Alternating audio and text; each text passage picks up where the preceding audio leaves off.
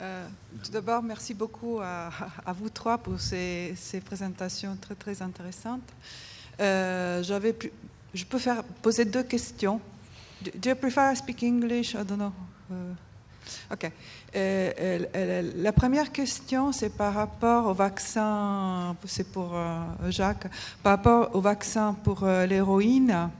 J'avoue que j'en sais pas trop et je voulais savoir si ces vaccins ont une durée limitée comme celui pour la cocaïne. Et ce qui me pose un peu, qui me questionne un peu, c'est tous les problèmes d'hyperalgésie que les usagers des drogues peuvent avoir. Et donc, est-ce qu'un vaccin pour l'héroïne pourrait après compromettre l'utilisation d'opioïdes pour la douleur, par exemple? Non, c'est très spécifique pour un certain métabolisme.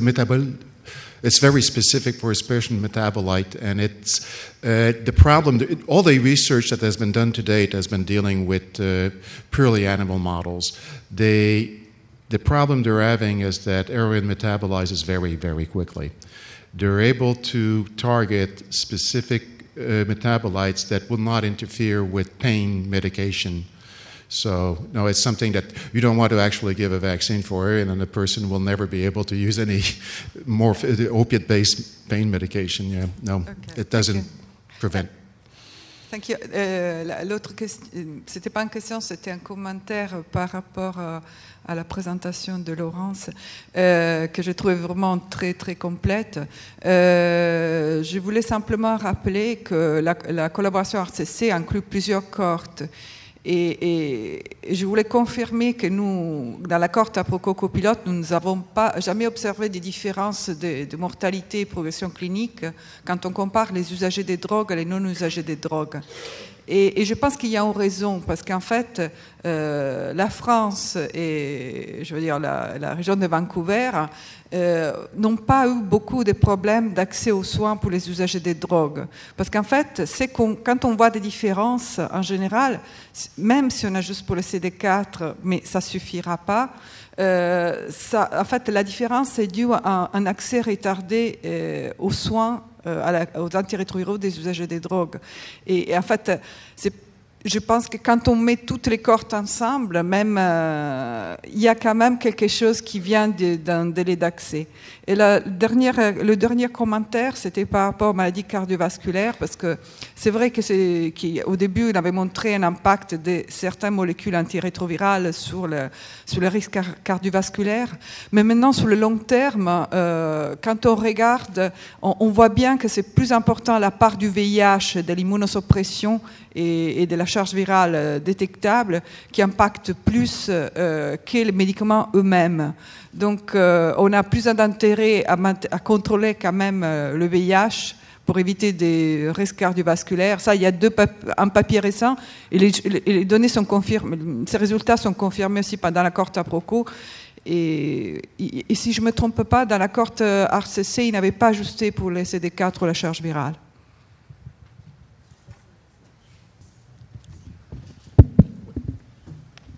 Oui, Patricia, tu as raison, je me suis peut-être mal exprimée. Il est clair que l'essentiel est de contrôler le virus.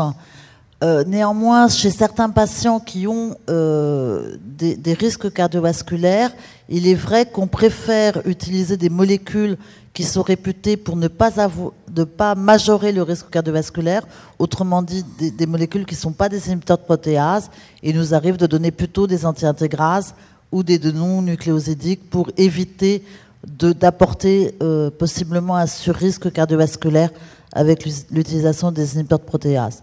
Mais bien entendu, la principale façon de réduire le risque cardiovasculaire, c'est de contrôler le virus et probablement de traiter les gens relativement tôt, parce que dans ces conditions, dans la majorité des cas, on pourra réduire l'activation du système immunitaire et avoir un rapport CD4-CD8 qui restera supérieur à 1.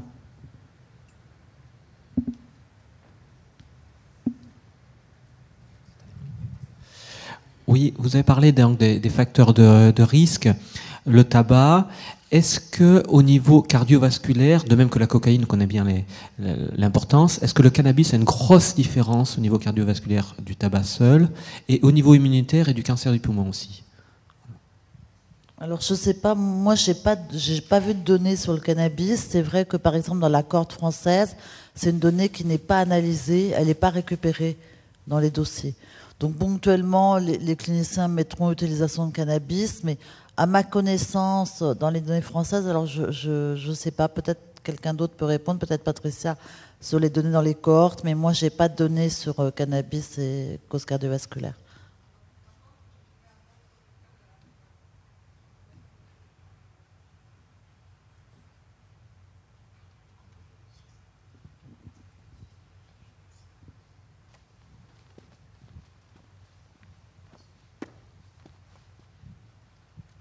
Non, ce que je voulais dire, que nous avons analysé des données, j'avais fait aussi une revue de la littérature par rapport au rôle du cannabis sur les maladies cardiovasculaires. On n'avait pas trouvé grand-chose. Par contre, on a trouvé un rôle protecteur de consommation modérée d'alcool chez les patients VIH, exactement comme en population générale. On ne voit pas pourquoi ça devait être différent.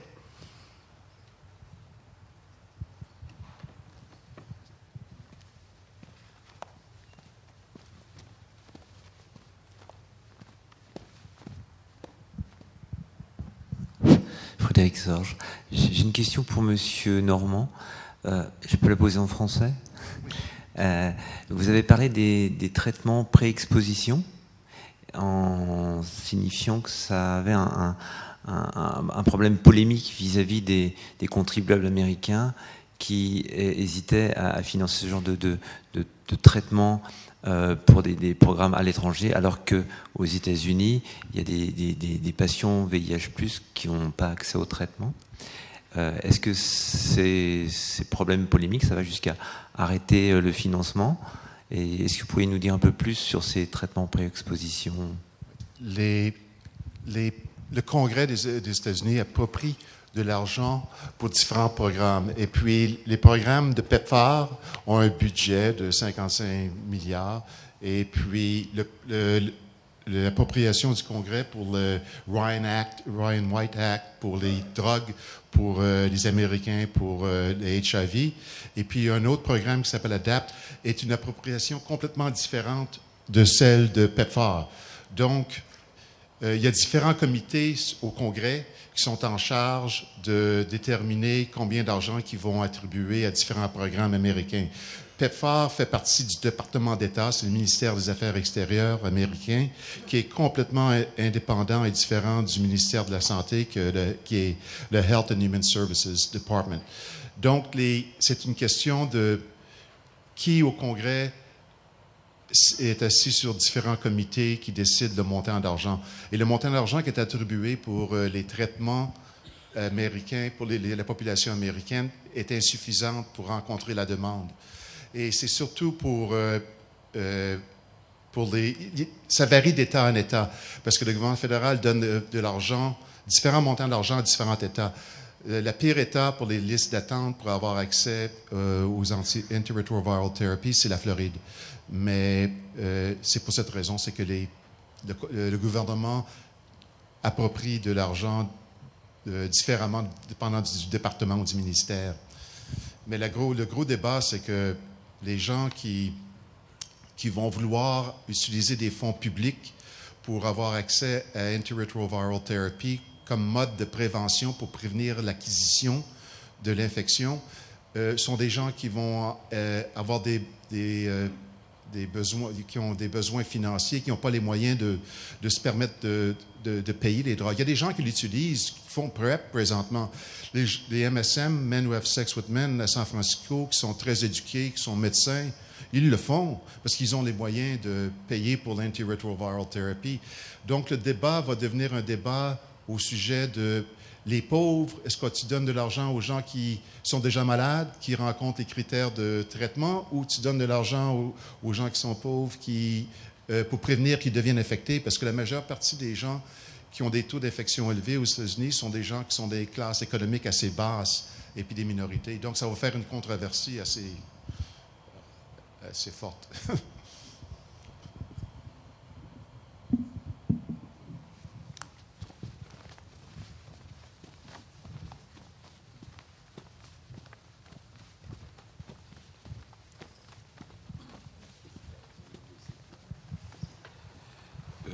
Est-ce qu'on a déjà des résultats sur l'opportunité de commencer un traitement antirétroviral à partir de 500 CD4 ? Est-ce que la réduction de la mortalité, etc. Il y a des données de cohorte qui suggèrent qu'il vaudrait mieux démarrer plus tôt le traitement antirétroviral. Il n'y a pas encore de résultats d'essais prospectifs. Il y a un essai en cours, qui est un essai du groupe Insight, un essai international qui est démarrer tout de suite à plus de 500 CD4 versus démarrer de façon retardée à moins de 350. Mais évidemment, on n'a pas encore les résultats. Cet essai est en cours. Il n'a pas été arrêté malgré les résultats des données de cohorte. Je pense que c'est un peu paradoxal parce qu'à la fois, on dit l'objectif maintenant du traitement antirétroviral, au-delà d'avoir une charge virale indécelable, bien entendu, c'est de garder des CD4 à plus de 500. Et donc, on ne comprend pas très bien pourquoi on attendrait que les patients aient moins de 350 CD4 pour ensuite avoir un objectif qui est qu'ils aient plus de 500 CD4.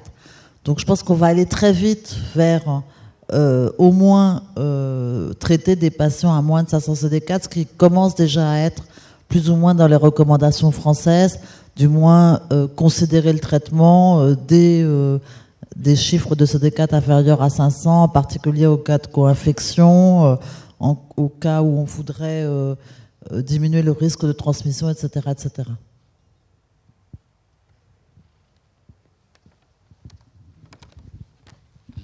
Les guidelines américains comparés aux guidelines du WHO et d'autres guidelines varient un peu. Les Américains, leurs guidelines, ils disent définitivement au-dessus de 350 et ils mettent ça optionnel au-dessus de 300 et 500. Donc, ils encouragent les cliniciens à commencer les gens sur la thérapie antirétrovirale presque aussitôt qu'ils sont diagnostiqués. Je sais qu'il y a une grosse communauté qui est très en faveur de commencer les gens sur antiretroviral therapy as soon as they're diagnosed with an infection. And the American guidelines say that it's optional to start over 500, but definitely if they're below 350.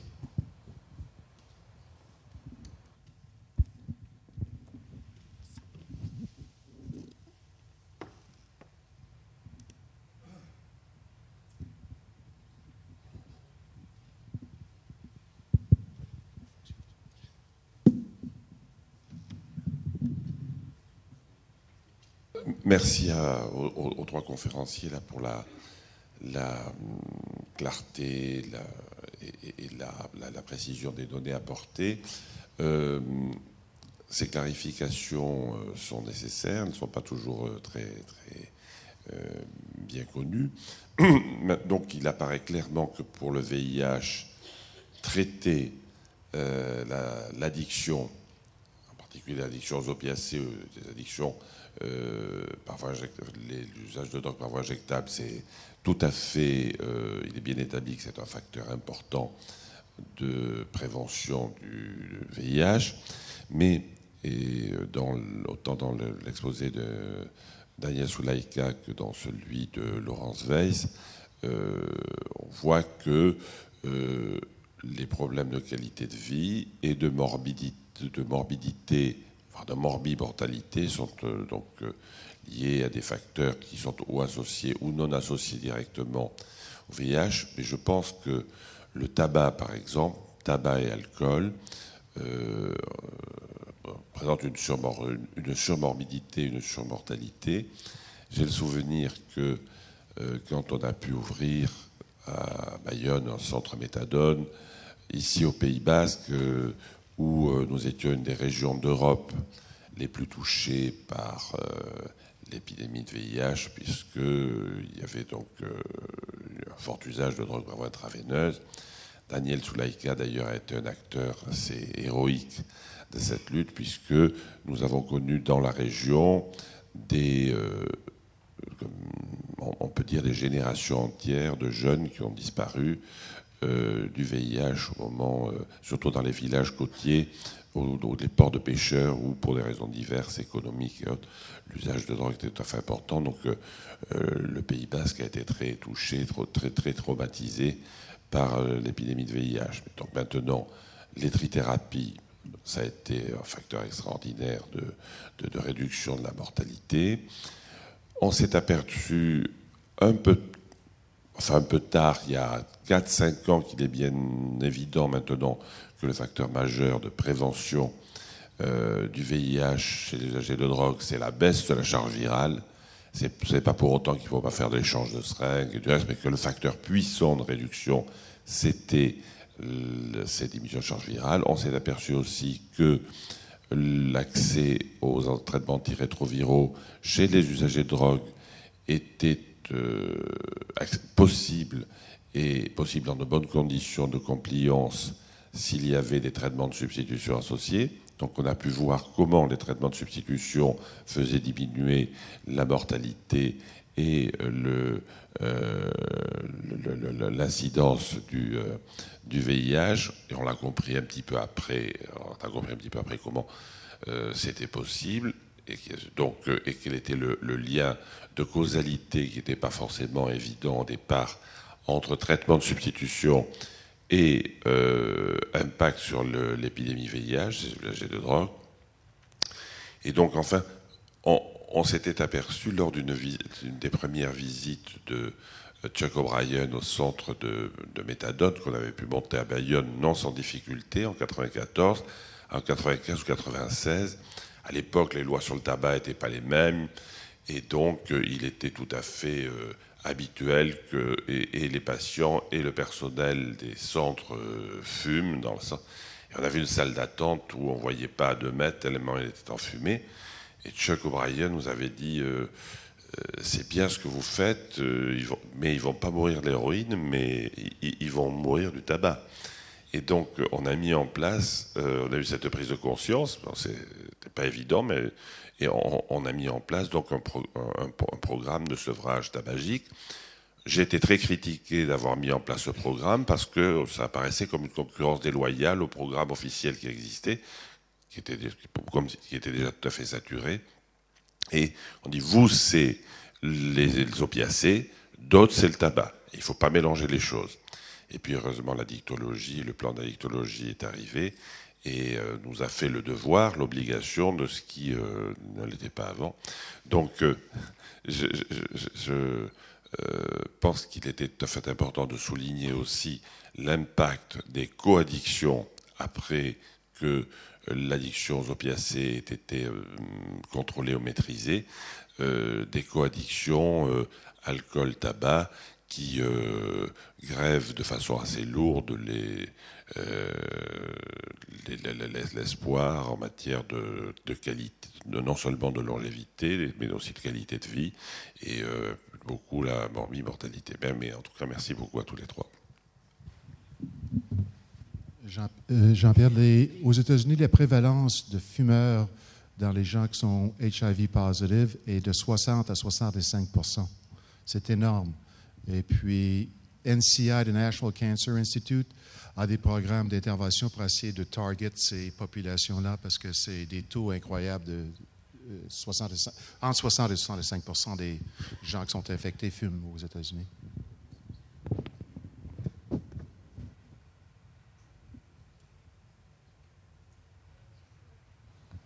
Ça marche. Je voulais juste faire un commentaire encore par rapport à l'initiation des traitements antirétroviraux avec des CD4 élevés.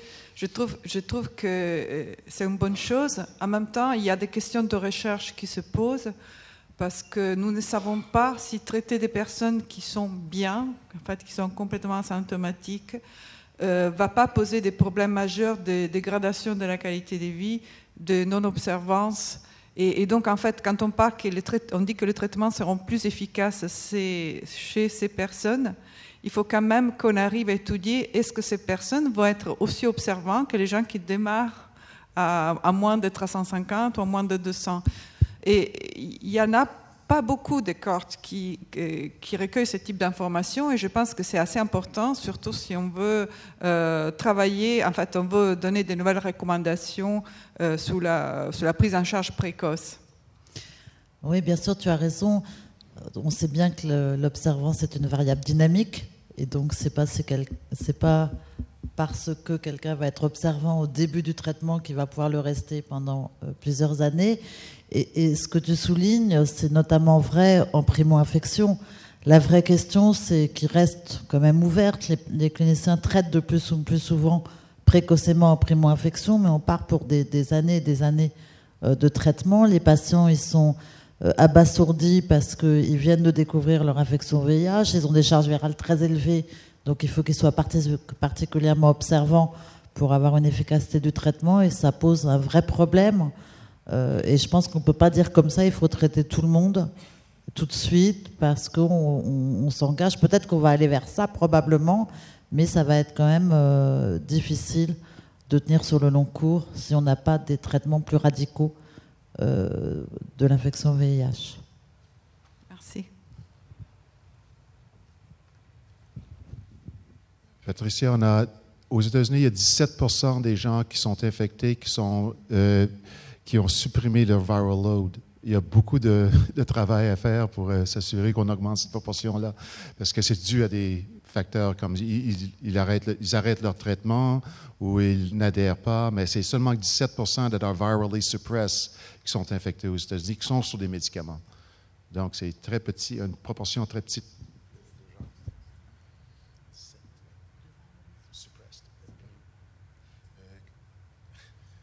Il y a un article par Carlos Del Rio dans le Clinical Infectious Disease Journal, il y a 8 mois. Il montre exactement la cascade où tu perds les gens. Lorsqu'ils sont diagnostiqués, ils rencontrent les critères de médicaments et puis tu leur prescris où que tu commences à les perdre. Et puis à la fin, tu regardes combien il y a de gens qui sont virally suppressed. Il y a seulement 17% des gens qui sont... En intention de traiter par rapport au début... Bonjour, est-ce que je peux profiter de cette discussion générale pour vous demander où en sont les débats, où en est le consensus scientifique sur les rapports non protégés chez les personnes ayant des charges virales négatives, des charges virales indétectables? En fait, on sait maintenant que le risque de transmission à partir d'une personne infectée par le VIH à charge virale indécelable est très très faible. Ça a au moins été montré dans la population hétérosexuelle très, très clairement. Donc le risque, il est extrêmement faible, il n'est pas totalement nul. Donc on reste sur cette position, c'est-à-dire de dire, vous inquiétez pas, le risque de transmission, vous avez une charge virale indécelable, le risque de transmission est très bas.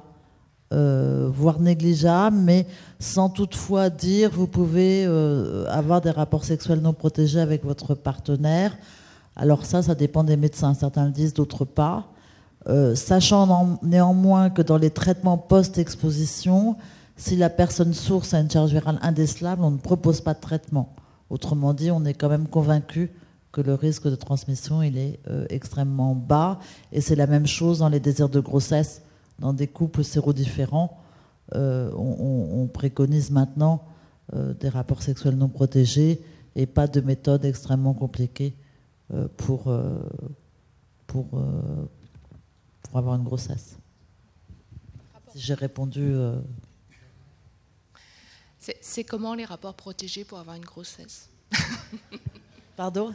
C'est comment les rapports protégés pour avoir une grossesse? Non, ce que je veux dire, c'est qu'on ne fait pas de fécondation in vitro. C'est ce que j'ai voulu dire. Parce qu'avant, c'est ce qu'on faisait quand même. Mais du coup, qu'est-ce qu'on fait maintenant? Une dernière question. Jean-Pierre?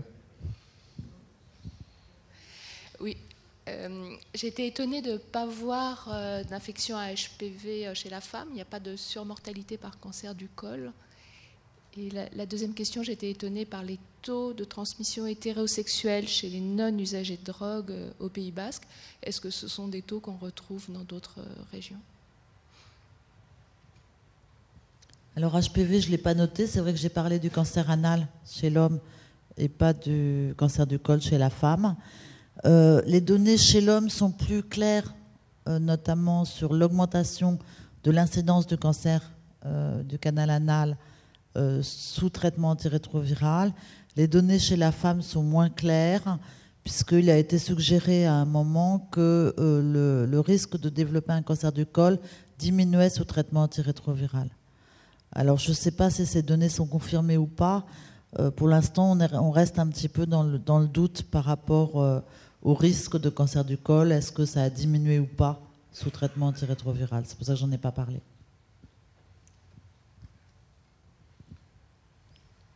Jean-Pierre. Oui, Dernière question. Dernière question. Pour répondre à Bertrand, au dernier THS, Julio Montaner nous avait répondu précisément à cette question en disant que les risques de transmission pour un homme séropositif avec une sexualité active qui n'est pas sous traitement antirétroviral mais qui se protège systématiquement était de 1 pour 30 000 et que ce risque pour la même activité sexuelle mais quelqu'un qui est antirétroviral et charge virale basse soit détectable et qui ne se protège pas, le risque de transmission était de 1 pour 100 000.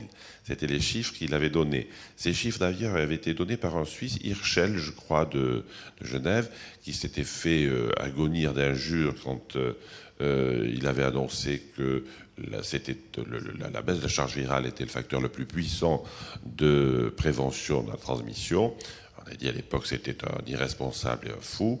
Mais bon, donc je voulais vous poser la question, est-ce que ces chiffres sont toujours d'actualité ? Moi, je ne connais pas les chiffres exactement, mais je veux dire, pendant des années, et Catherine qui est ici et qui était au CRIPS, on expliquait que le risque de transmission, ça dépendait de la quantité de virus dans le liquide potentiellement infectant et de la porte d'entrée. Donc je pense que ça n'a pas changé. Et moins il y a de virus, moins il y a risque de transmission. Et si c'est vraiment très très bas, je pense qu'on arrive vers un risque quasi nul. Et juste, je voudrais dire un mot, c'est que je pense qu'on montrera la même chose, on l'a montré pour le risque de transmission sexuelle, qu'on montrera la même chose pour le risque de transmission par voie intraveineuse ou intranasale. Et que, en fait, peut-être qu'il va se mettre en place des essais TASP, Treatment as Prevention, dans des communautés où justement la transmission se fait par l'usage de drogue. Et je pense que c'est probablement quelque chose qui doit être fait, qui sera fait dans les années à venir, ou même qui a peut-être démarré déjà. En tout cas, c'est une réflexion qu'on a à la NRS en ce moment. Merci à tous. Et on a 15 minutes de répit. Et puis on se revoit à 11h dans la même salle.